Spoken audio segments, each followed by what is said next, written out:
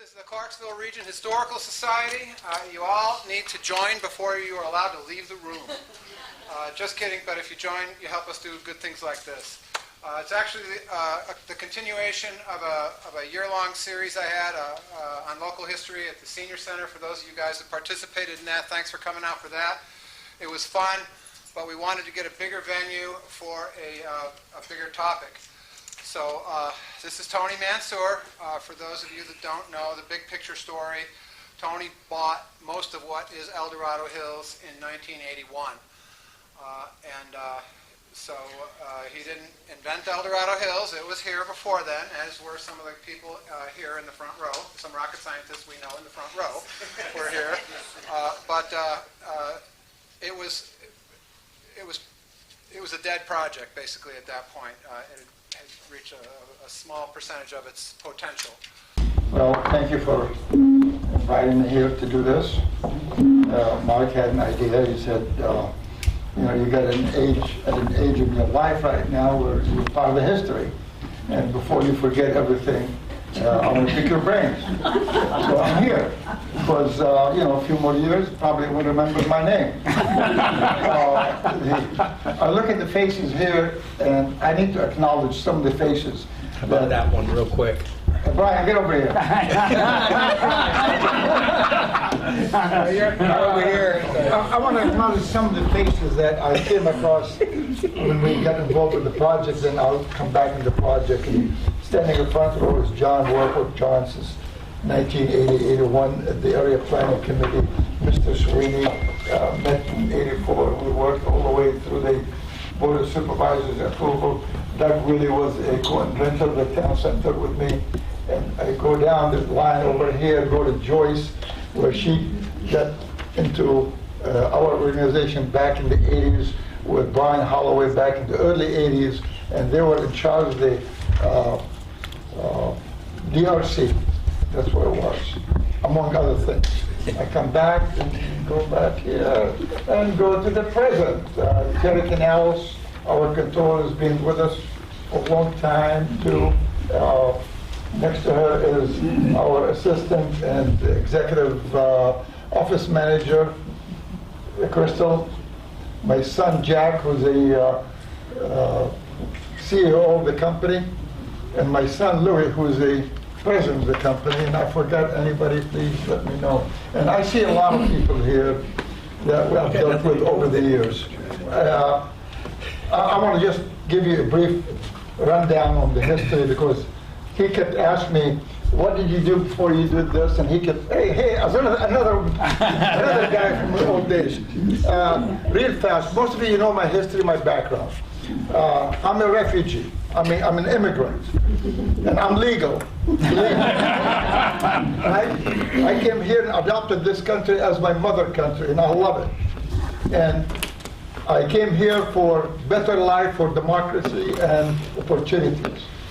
I worked hard from the 60s all the way to my 70s and developed a network of friends and a little bit of money we put together, and we started working in real estate.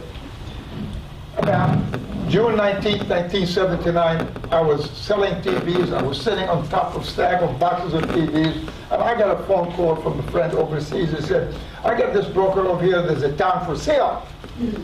So, okay. We're in Sacramento, give me the number. I called the number, I jumped on PSA and got out here, and the broker met me at the airport. We drove 7,500 acres. How do you see it?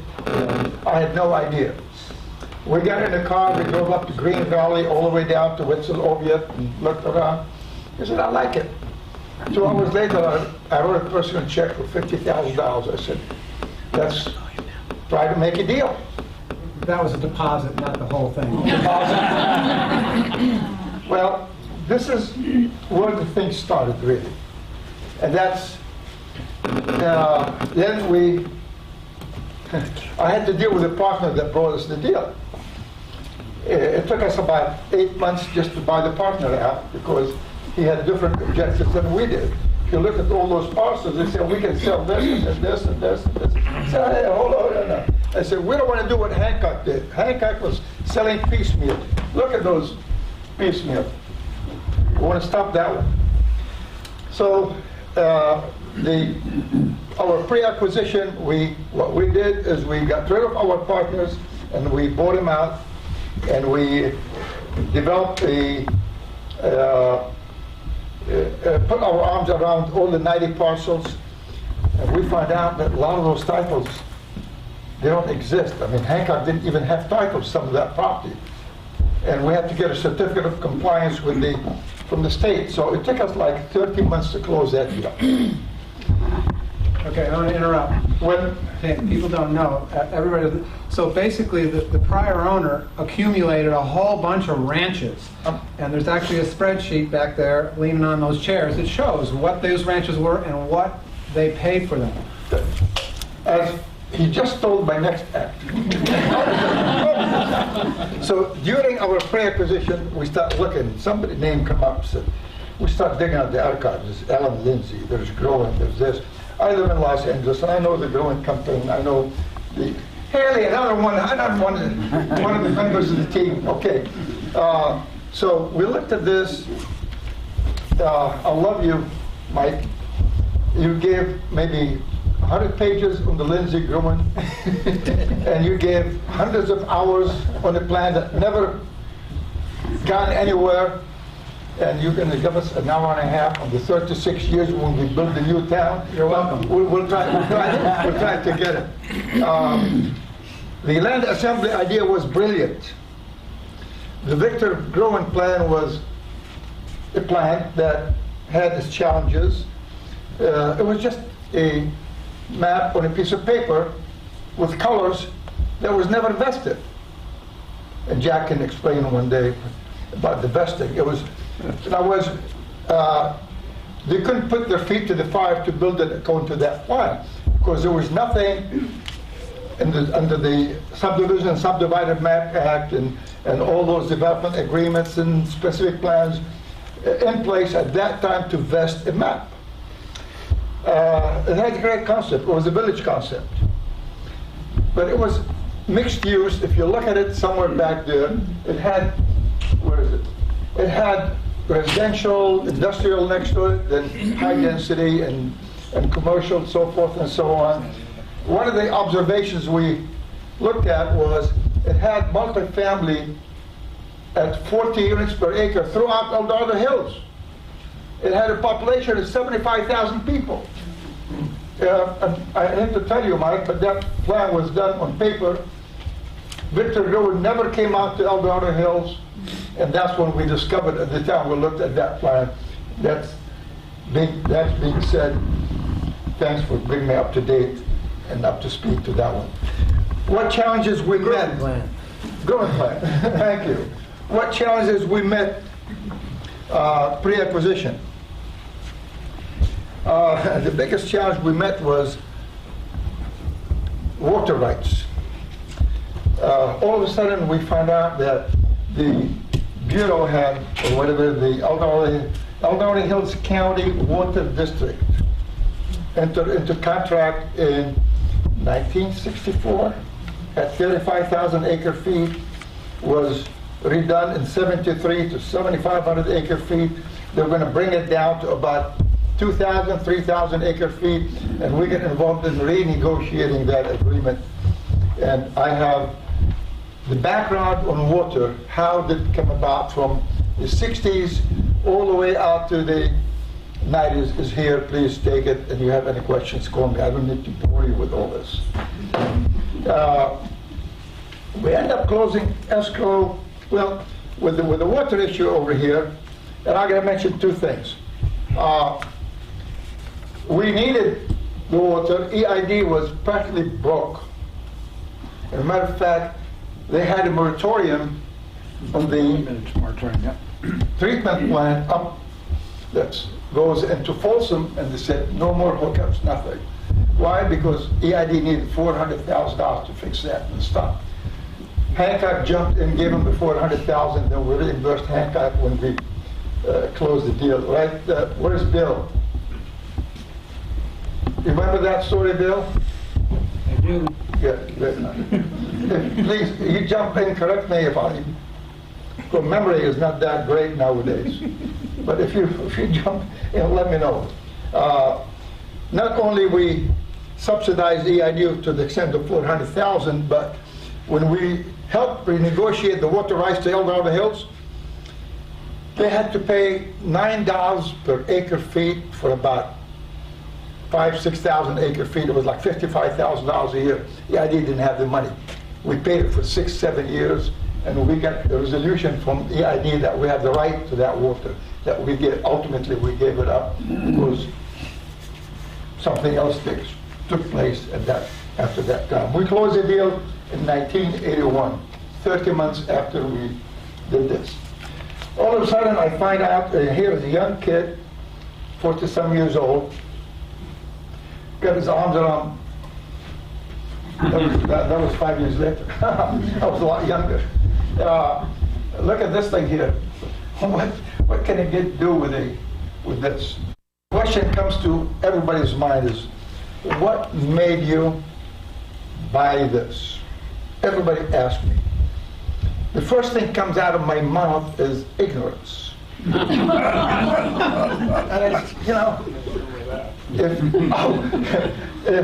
if I knew then what I know now, I would have took a PSA back and ate more peanuts and watched those hot pants ladies go up and down the aisles, and that would be the end of it. It was the hot pants steward. Yes. But I said, okay, this is a challenge for the students that just left and for the people that are starting in life. But when you start looking at investment, when you look at an investment, don't look at the dollar signs going up. Look at the downside. Look at the dollar signs going down. Can you afford to buy it? Can you afford to lose? What can you do with it? So I checked with a few of my friends and said, okay, we got 7,000 to 8,000 acres. We have no idea what to do with it. Are you guys, and these are friends and relatives, we're going to pool our money, we're going to buy. The worst we can do is we big ranchers, we can be big landowners, we each can build a house on 1,000 acres, and that's the end of it. So that was our downside. Well, it wasn't enough, because as I tell you my life story, since I was a kid, I always had a dream. And the dream was verified also that by my sisters, that I used to go in the backyard and play with clay and get buildings here and buildings there. They said, what are you doing? I said, I'm trying to build a city. And I was like 11, 12, 13 years old and kept that in my mind.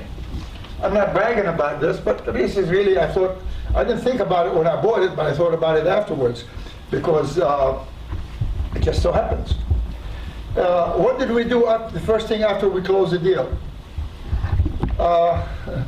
We tried to put our arms around 90 parcels and manage the golf course. And I'm not going to answer any questions yet. The golf course was losing $100,000 a year when we bought it. Joyce, you remember? We turned around, that golf course was doing 92,000 rounds a year, 350 plus or minus rounds a day, and it's making us $300,000 a year profit. And that was my pride and joy. It was close to my heart, and that's all I can tell you. We also looked around, we found out, okay, now we got water rights, but how do you take it out of Folsom Lake, and how do you build the infrastructure, and how do you finance the infrastructure? So we end up forming assessment district, and all that is in the history. You get over there, and to provide the funding mechanism to bring water out of Folsom Lake, expand the sewer treatment plant, and put in place facility charge and pay as you go. So at the end of the day, El Dorado Hills not only will have water, but have transmission lines to transmit that water, because this town needed not to think about how do you transmit water from here to there. So we solved that problem back in the 80s. There was another big thing, and I think, Joyce, you remember, you were there, negotiating with PG&E.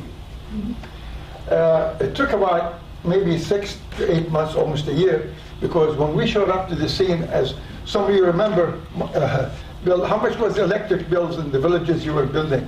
was Too high. too high. So we said we can't plan anything in this area with electric bills in a 2-3 bedroom house were $600, $700 a month, and that was then. So we worked with PG&E to bring natural gas, and we imposed through our conditions and approvals that Brian did all those villages here that we will require everybody to have their underground utilities, wet and dry utilities, so when PG&E gets there, they'll be ready to do that. So that's what we did for the first 3-4 years.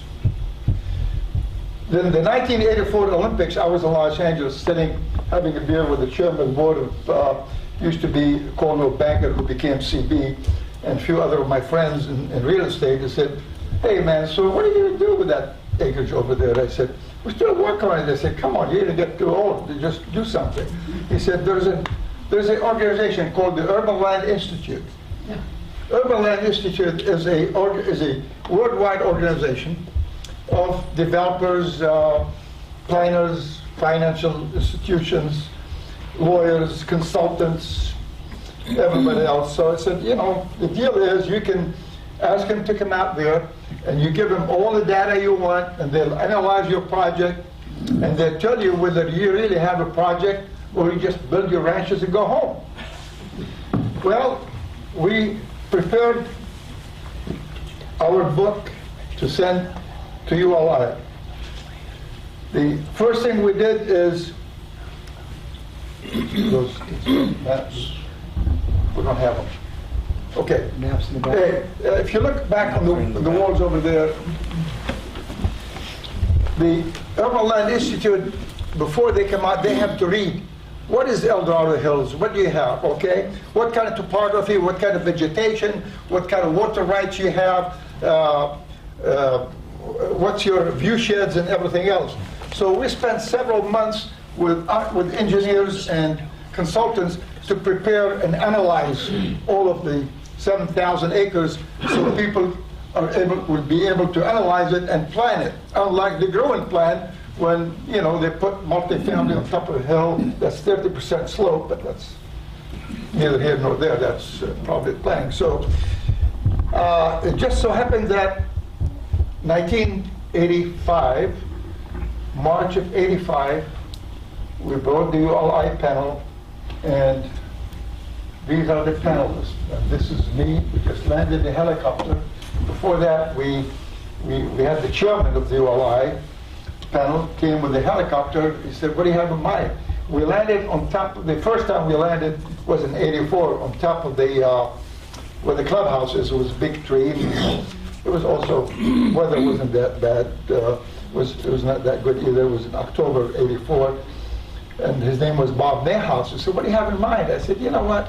I don't know, but it looks like, we might have a golf course coming down here, and maybe driving range." I never played golf. We owned the golf course. I only knew that people do this. And, okay, let's see. So they come back in March. They go around Marietta, and what they do is they don't want you to give them an input. They want to do their own analysis. Brian will sit there, we'll sit in a room next door. We don't know who's coming, who's going. They interview people, they bring their own. They don't want your input. It's like doing an appraisal. They don't want your input. They want to do their own thing. And we had a choice to either do that deliberation or finding out whether you have a project in public or you do it in private. We elected to do it in public. That's how I met Jack Sweeney. Because we had a big thing down Rancho Marietta, and Jack was about to run for the board. And that's the first time I met him, and we've been the best friends ever since. Anyway, after the ULI came with recommendations, now what do you do next? They said, "Hey, you have a project. Golf course sounds good. This is what you should do." And there's a book here somewhere, and I don't want to bore you with the details, but they validated the fact that when I came out here, I said we're going to do or develop or leave the residents of Dorado Hills in a better place where anybody else done before and create a first-class community. I think the idea was validated by the ULI. Now the challenge is how to proceed, how do you fund it, how do you do all and stuff that really draws us to where we are now. We assembled the consultants and we did all the planning and everything else. We started the preparation of the specific plan. And I'm going to read some of my notes here because I remember the sequence of that happens. We did the IRR, identified the infrastructure needed. We did the elaborate traffic study. That elaborate traffic study generated the need for traffic impact fees. That's the time where we discovered, we said, okay, God, the county, what are you doing with $300 traffic impact fees? What can you build? We can't even build the signal with $300. So our traffic consultants devised a traffic impact fees at that time, which was 5 or 6 times time what the county was paying, was charging. And we asked the county to participate in a program where they can do their own traffic analysis and raise their fees, but they elected, okay, we'll stay with it. That's what happens. That's why Dorado Hills today have roads and have infrastructure, and the county is still suffering without roads and infrastructure because we had to put down a system in place to pay for those 4 lanes and 2 lanes and the signals and everything else. So having said all of this, by the time we got the specific plan approved, Brian came to join the organization, was one of the first persons. I was, yeah. But it was when we did the ULI. Joined back in the 80s. Yes. And Brian helped put the specific plan together with us, and a few other people here. Joyce was present, and I have to mention my brother-in-law Albert, that passed away several years ago, was very instrumental in doing that, and I have to recognize him in another area position. 89, we did the specific plan, and we had people banging our doors. I want to buy it, I want to buy it, I want to buy it. So okay, we had 3 offers. We took the lowest offer. The lowest offer came from elite businessmen. Was Anderson, Powell, Lou Riggs of Tyker, and they brought Parker as a developer. He was just, was going to develop the deal. Before you know it, they were bought out, and they end up with the place. Did we make a good choice? We made an excellent choice. Did they develop it the way we wanted? I think in some areas was beyond expectations. And I'll leave it at that. And this is Serrano, for those of you that don't know all this. He's talking about the Serrano project. Yeah.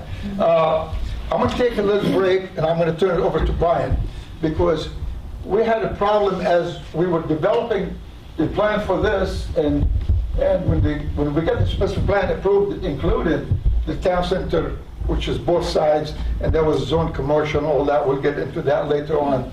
But I want Brian to address all those little villages here, and he came out with a great idea. I'll give you the mic for a few minutes. Okay. And I gotta set you up. I'm sorry. Uh-oh. So what Tony actually acquired was some large parcels where today there is a project called Serrano and another project called Blackstone and then Town Center.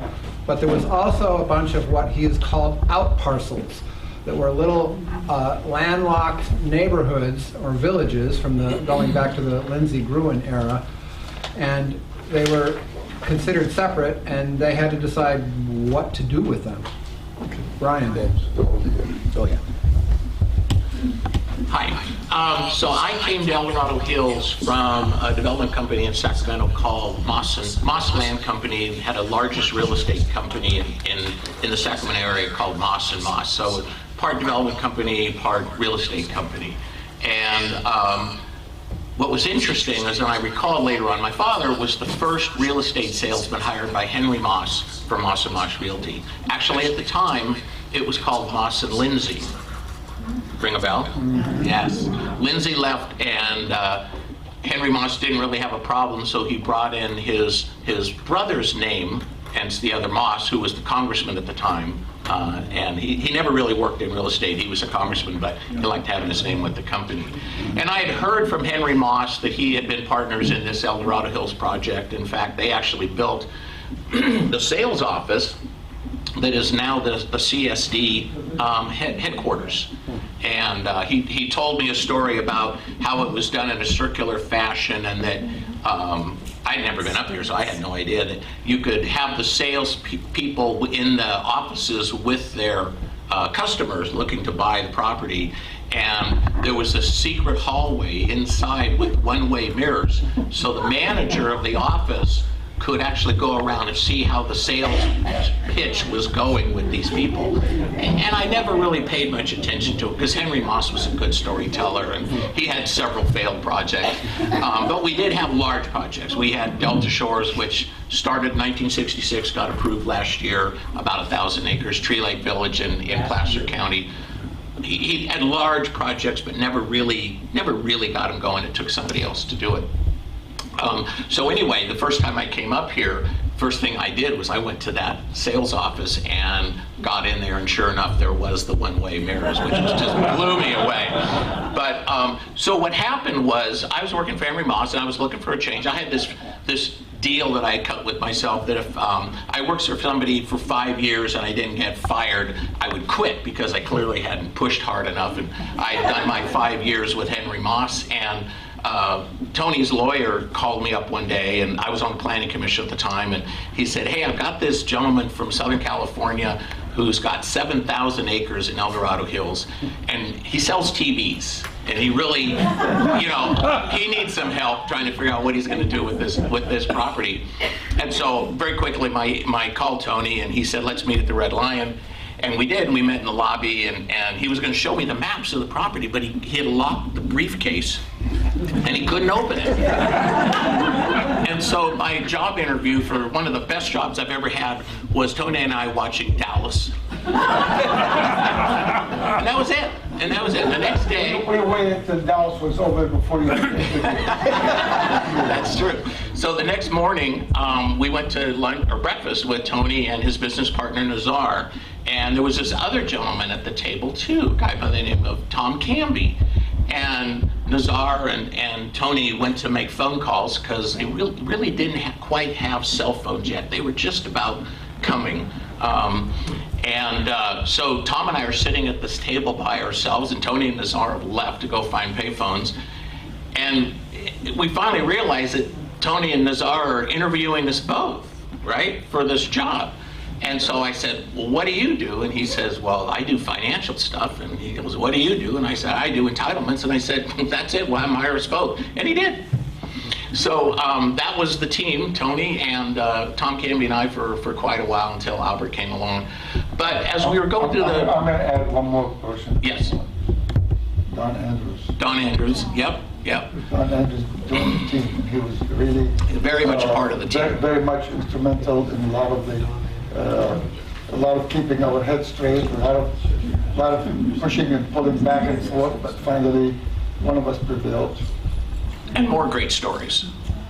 Yes. So while we were doing the specific plan, Tony had these leftover parcels and kind of at the edges of the specific plan area, and they annoyed me because we weren't really able to include them in the plan. Some of them were kind of disconnected, and I realized they all had roads and some houses nearby.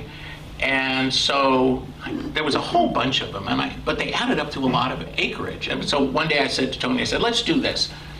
How about we take the out parcels while we're doing the specific plan, and we entitle them as tentative maps or get zoning, whatever we need to do, and let's entitle them and sell them and generate some revenue for this project," because I knew that his business partners were having to make annual cash calls. So let's create some revenue here and see what we could do. And we did. And we entitled every out parcel that we decided to go forward with, and we sold each one of them. And I considered that quite a success doing something, generating revenue while you're putting together a very large land plan that's going to take a number of years. So that was kind of the story of the out parcels. The other thing that I didn't know that I was going to get into was that when Tony bought the property, he inherited the Architectural Control Committee for all of El Dorado Hills. 10,000 acres, existing homes, future homes, which when you read the bylaws, every house, every new home, every re-roof, oh my God, every paint job had to apply, we had to meet, we had to consider it, we had to review it. Every week we did that. And the best part was we were able to have Don Andrews as a member of the Architecture Control Committee. And the meeting started off, before we even started the meeting, there was a bottle of vodka in the freezer. And that was the start of every Architectural Control Committee. And unfortunately, Tony, without my knowledge, made me the chairman of this thing. So it was a lot of fun. So that's the story of the out parcels in the Architecture Control Committee. The thing that we need to emphasize, and once we took possession of the parcels and we stopped that piecemeal thing going on, we started putting CCNRs and all of those. We did. We put CCNRs on everything to control. That's what the, Yeah. And then some of the newcomers that came, I mean newcomers, the ones that came in the 80s and 90s and all that, we had our name on their deed restrictions. So just one other thing that I didn't realize is that when we did this, wanting to sell the parcels, there were more than 5, so we needed to get a public report from the Department of Real Estate. And the Department of Real Estate had never done a subdivision report for as large and as many discontiguous parcels that were contiguous with other property but were being subdivided and sold separately. And so we worked with the State Department of Real Estate and the chief lawyer for Hancock, because they needed to approve all this and they needed to release every property from the basic mortgage as we sold each one of these. And so became friends with the head of the Department of Real Estate, because that's what it took to get this thing done, because they had never done it again. And it took becoming friends over the phone with the chief attorney for Hancock in Boston, who I have visited with, and we are, in fact, we are still friends and get Christmas cards every year and visit with Pat Sullivan from Hancock. Oh, okay. So, All right. how's that? That's wonderful. Yeah, I'm going to go back a little bit on the planning process, and I was probably facetious by saying the growing plan was done in Los Angeles over the desk in those days. They didn't have the computers and the CADs and all that thing. What we did is we bladed the road all the way up to the hill. Remember, George, you take the picnic basket up there. All our planners, all our engineers, and all the team members had to plan on the site. We built a gazebo up on the hill, and we walked every inch of that property to plan it, addressing topography, vegetation, everything else. When we were designing the road to connect this road to Bass Lake, I had several fights with our engineers and several trips, and you look at the roads, because every time we walk up those things and I see a yellow ribbon on a tree, I said, what does this mean? He said, it goes away. He said, move the road. He said, it's expensive. He said, that tree is 300 years old. What would you move it? Remember those, Jim Thorne and I was just going like this. I can't move the road. I gotta. So you can't build it here. You can't take that road, that tree down. That's talking about trees is going to get me the next thing. Our first development we did in El Dorado Hills, grounds up, was Park Oaks Village. And the reason we did Park Oaks Village, that's when Doug and Louie and I and another person got into it. I was in Mexico and Louie said, there's this guy, I don't want to mention name, wants to buy those acres on the hill, wants to build a 2-story building, wants to take the oak tree. I said, no. He said, but he's going to pay $6 a foot and all that stuff. I said, no, we're not going to sell it. What's the option? He said, we're going to build it. I said, we'll build it? I said, okay. I come back and Doug Wheeler over there and Louis and somebody else says, okay, we're going to build those things. This is what we built, those brick buildings you see in front of the old golf course. This is the first thing we've done out on the hills. And I said, hey, build them, they'll come. We built something that we weren't competing with Bill because his prices were a lot better than ours. Right, Bill? We were about twice as rent as you have. We didn't have away anybody from you, did we? We didn't have too much commercial then, so. Well, there was quasi-office, but this is really gave us the feel of El Dorado Hills can handle the best. If you build the best, they will occupy it, they will come to it. And that's where that whole town center thing, when we went to the south and said, okay, you're not going to do just a simple run-of-the-mill retail, just to have little strips here and there. Although our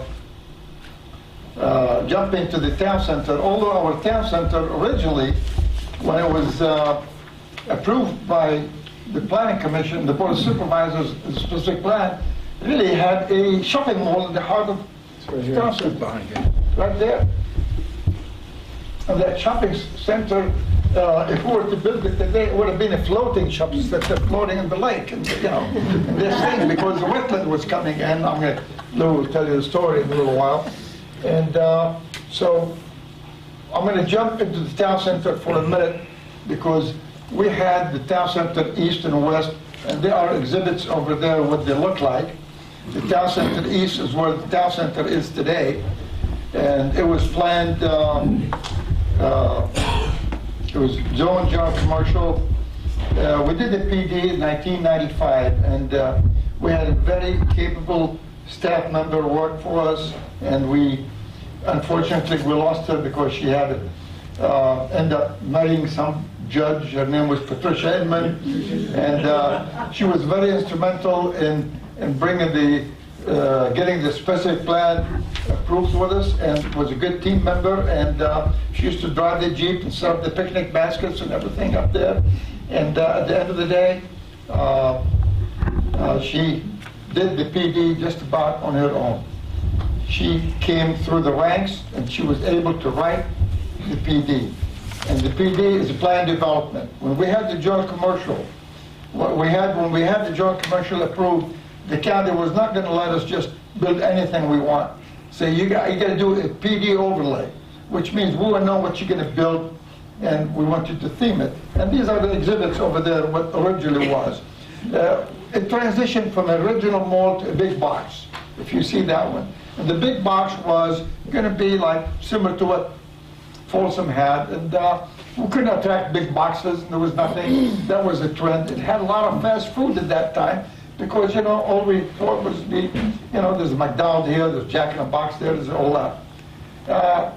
After all this thing here was put together, we got to know the area, we get to know the demand and all that, we shifted gears. And the gears were shifted to where we came out with a Main Street concept, and I'm going to have Louis jump in and talk about the Main Street concept and the building theming and all the features and all that. How did the plan evolve from mall to that? Lift that up a little bit. Bring it over here. Bring it here. I mean, it's an evolution of the process. And you know what? You put something on paper, and you want to do the right thing. Sometimes what somebody puts on the paper, it doesn't work. At the end of the day, you got to change it. And that's why it took, we're 36 years into the project, and I'm still here. And the project is not done yet. So you can't just have a piece of paper and run it and go with it. Louis, talk a little bit about the planning and the design and the concept. Hello. One of the things is right here is Dad kept on telling me one day, I want to do a Main Street. We want a Main Street. Where I grew up in Los Angeles, in Hancock Park, there's a street there called Larchmont Boulevard, which is similar to what you see in Town Center now, which is retail, office over retail, going down one street, about 3 blocks. It's where I grew up. riding our bikes, going to the stores, going to get lunch and everything, Baskin Robbins. So it was, let's try to do something here. So granted, in the 94, 95 plan, it had the big boxes and things changed. The markets, different things happened. Big boxes were kind of going elsewhere, wasn't going to come here. Shopping malls were kind of being slowed down. Highway commercial was changing even. We saw one of the first migrated gas stations here, the old Texaco, if you remember, with a taco time. Okay, that was one of the first of its kind that had a co-branded situation. Now you see them all over the place. So that all of a sudden started eliminating a lot of pad uses. So we came back and said, how do we do this? Let's create a main street. Well, and then we also talked about doing a market drug over here where you have Nugget and Long's, CVS, and that's the marketplace right now that's over here. And Doug Whaley said, okay, to do that here, when he got involved, he goes, Louis, can we move the creek? And I said, hold on, let me make a few phone calls, let me see what I can do. And made some calls, talked to some people in the fishing game, and came back and said, yeah, there's a way we could do it. So we ended up taking the creek and moving it from here to here. Okay? And this part stayed the same and moved it over here. In doing so, also said, okay, well, we moved the creek, now let's create an amenity while we're doing this. And let's create a body of water. Because as you know, in a town center, in the center of town, you need something. You need an attraction. You need something that it's not just, we don't want to just create a shopping center that you're having dinner looking at parked cars.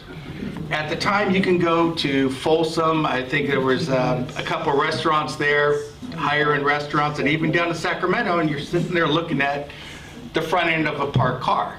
That's not what we wanted to create here. We wanted to create an atmosphere. So in doing that, created the lakes, or the ponds, or the habitat. And as well as there was another thing that was going on at the time in El Dorado Hills. There was the Carson Creek drainage study that was taking place. And that study was looking at all of the drainage corridors all the way down to the Consumnes River. And there was a problem. There was a problem with, a lot of you probably remember, White Rock Road used to flood every time it rained. Okay, when it was just 2 lanes and stuff, it used to rain. Anytime it rained, it used to flood. Other things used to happen along with Carson Creek coming down this way. Here, there was a couple breaches into the mobile home park, and there was big concern there. So in doing this, what we did is said, okay, the drainage study was concluded and said there needed to be certain amounts of retention or detention of stormwater, but there was no place to put it. So we worked with the county and said, okay, we can do it here. We're going to have our lakes here. That's going to create some detention, but then we're going to create a detention basin here to solve the overall problem further on downstream. You know, and that's one of the functions that this corridor has, is creating that detention for everything. And now Dusty Creek, or the old Dusty Creek here in White Rock, doesn't flood anymore. We also did that when we did over here at the entrance to Blackstone or Valley View, right in here. Carson Creek did the similar type thing for a similar reason, in order to create better hydrology as it came around this corner, and it didn't just come here and make a left turn. So there we had the amenity, the lake. We started building the first building there where Cafe Campanile is, or was, and Milestone is now. And Dad came into town, and he was walking around, and he comes up to me and he goes, show me what everybody's talking about when we're talking about sitting on this patio at the restaurant and wanting to see the water. He goes, I'm confused. What water? What are they talking about? So I took him out there and I put a chair out and I sat him down and he looked out and he goes, "When did we get a lake?"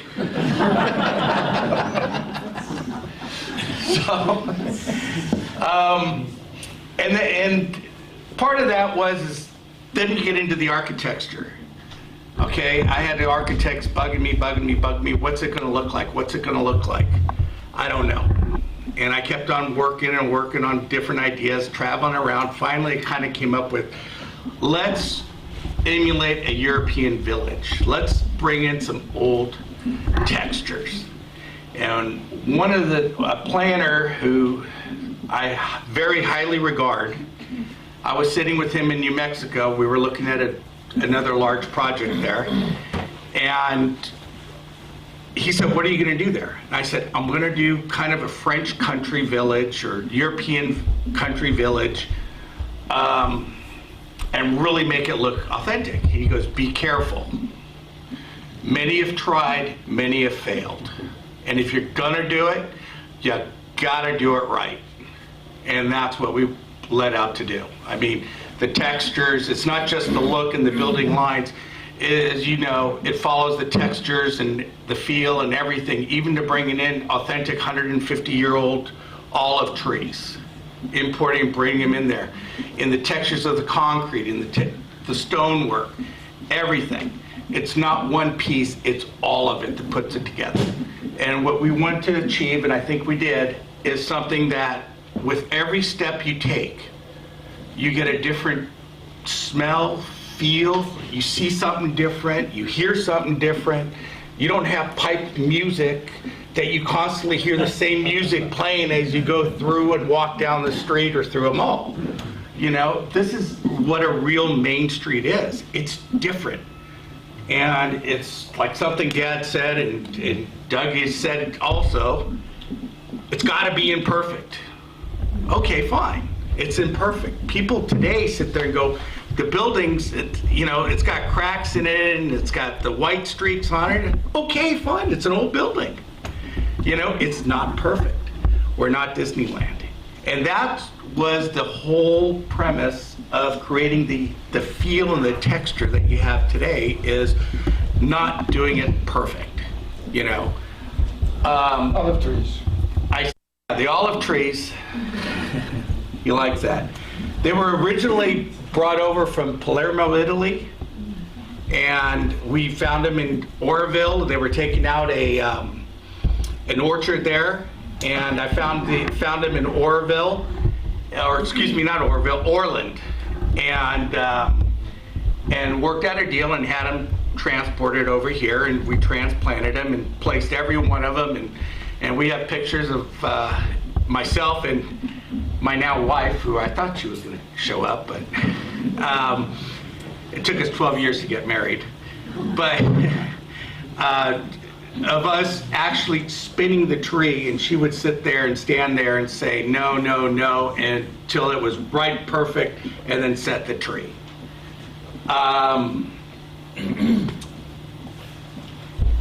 And I think that's it. I don't want to take away from Doug. All right. Doug, come out here. Although Doug was instrumental in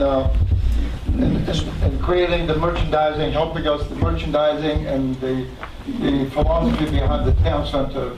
And I'll let you got 5 minutes there. Mike, this is your story. Mike told me we got 15 minutes. Okay, great. 10 minutes. So I'm Doug Whaley. I have been a consultant of Tony's since 1996. Last month marked my 40th year in business. Half of that time working with Tony. First 10 years doing some brokerage, second 10 years starting a development company, and then shutting it down, if you remember the S&L crisis of the early 90s. In the East Bay, my wife and I were both born and raised there, living there, and her brother had a house up on Marble Ridge off Bass Lake Road. Tony got his project approved to the PD in 1995, and in 1995 he put up this crazy sign on Highway 50 that said El Dorado Hills Town Center. And we were driving up the hill to see Dick, and it was a strange sign because there wasn't a house to be seen. So what do you mean town center? Where's the town? Curiosity got the better of me, and in August of 1996, I drove up to El Dorado Hills, got the number off the sign, and called. I mean, You called Haley. It might have been Haley, I don't recall. The next thing you know, Tony shows up on site, and we spent the rest of the afternoon together. He drove me all around El Dorado Hills. I had been doing a lot of work in downtown Walnut Creek, moving bullocks out, bringing Nordstrom in, a lot of work in downtown Lafayette, sort of reimagining downtown Lafayette. And I really loved downtowns and street retail. Like, Louis grew up in the Larchmont district of LA. I grew up in the Oakland Hills and hung out in the Montclair district. And I was in the shopping center business, but I have to confess that shopping centers really bore me. I like the texture that comes from the imperfection of who put this building next to that building and where did that odd merchant come from. I really like things that are more organic. The conversation with Tony evolved to the point where he said, look, we've never built anything taller than a fire hydrant.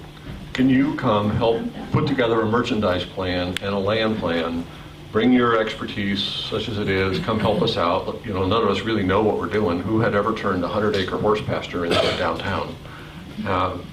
But he said, I only want one thing. I want you to move here.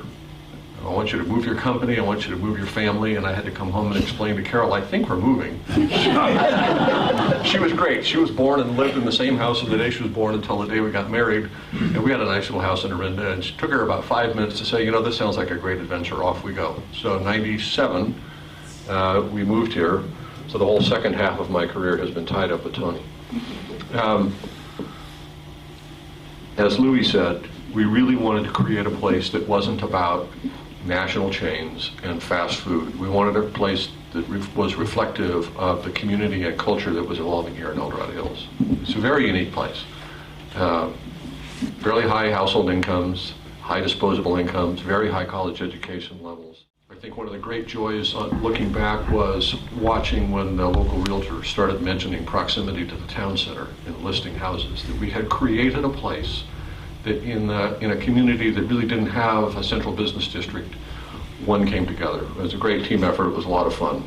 When I showed up, the multimodal parking facility was here, McDonald's was here, the gas stations were here, the post office was here, and that was it. It was then building a business plan, bringing in the traffic generating uses that we needed to populate the street. You know, in 1996, nobody, except for those of us in Latrobe, lived south of the freeway. How do we get everybody who lives north of the freeway to come south? We need a grocery store, we need a drugstore, we need a movie theater. These were the early, really critical deals. Some deals came along that we never even thought about. We got a call from a guy who said, would you like a car dealer? No, I don't know, I don't think so. Yeah, but you don't understand, it's Mercedes-Benz. Oh, well, that's some pretty good advertising. Maybe we would like that. We got lucky along the way. You know, Yvonne Chalet and his wife Mary showed up looking for a place to locate Cafe Campanile, looking for outside dining, looking for something wonderful, and we're very grateful for them. Tony Morabito approached us about wanting to do an authentic Italian deli, a kitchenware store, an art gallery. We were really fortunate early on. We wanted a hotel. We went through, I can't tell you how many hotel operators who wanted to put their hotel up on Highway 50. And we said, no, hotels on the freeway are easy. We want one in the middle of town. We want a hotel where you can step out of your room and find 3 or 4 restaurants right there, and you don't have to get in your car, or you can just walk around the lake. God bless us, Charlie McDermott showed up and shared that vision. Charlie got very angry with Louis when, after having designed his building with this beautiful Mediterranean architecture, this white, I don't know what you call it, shows up next door. Charlie said, I thought this was going to be all Tuscan. No, nobody ever told him that. Not Tuscan. No, not Tuscan. Very French. You know, we got lucky. The movie theater, we think, was a critical deal. And they're very hard deals to make. American Multi-Cinema had made a deal at Broadstone in Folsom, and we got discouraged. Then 2 years later, they filed for bankruptcy. And a neighbor of mine from Orinda owned Signature Theaters. He had a theater in Placerville. He was polite enough to return our call. Took Tony and I 3 years to run him to the ground to get the deal done. Well, that's to get it open. Not yet. 98 to 205. It opened with expectations that it might do $3.5 million a year. It opened at 7.5 and it grew to 10. It grew to the highest grossing movie theater in the whole Sacramento metropolitan region. Really surprised us. We thought our theater patrons would come from El Dorado Hills, Cameron Park, Shingle Springs, and Latrobe. We ended up selling more movie tickets into Amador County than the theater in Jackson did. It was just a remarkable success. Yeah, Tony? You know, when you finish, I want to just give a little bit of the present trends and shopping and demographics, where people are coming from, and the successes and failures and all that when you get through. Well, I don't have much more to say, only that I would second what Tony says. The project will never be done. Yeah, when Doc talks about attracting the people in the movie theater and all that, Natalie and their marketing staff do service every time we have a concert. And we keep track of the people coming from. And we're finding out that 40% of the people come from El Dorado Hills, and 60% come from outside of the area. And about 35% comes outside of El Dorado County. And this tells a lot that if we would have built this just for El Dorado Hills, it would have made it. We could have had 2 or 3 restaurants, but we have 22 eating establishments. And that's what brings the people out. And that generates a lot of tax dollars. Mercedes brings a lot of tax dollars. The TOT tax, our hotel runs a high 80% occupancy. They're occupied over the weekend. It's hardly you can get a room. So we created a lifestyle that is desired by a lot of people. And go ahead. Well, and hats off to Natalie. I mean, the concert series, 1,500 people a week come out. It's free. It's just part of building community. In closing, Tony, I want to say thank you for your vision, and thank you especially for being faithful to your vision. He shared with me a few times the offers that Walmart made again and again and again and again to take a big chunk of that 94 plan. I could have been driving a new Mercedes instead of an old one. I could have had a house in Serrano instead of 4 Seasons. I live in a 2-bedroom house in 4 Seasons. One of the great lessons I've learned from Tony along the way reinforced something that we all know, which is we're supposed to be good stewards, and especially with the land, with the places that we live. And Tony, you have just been a spectacular friend, a spectacular man to work with, and a great steward. Thank you. Time for questions.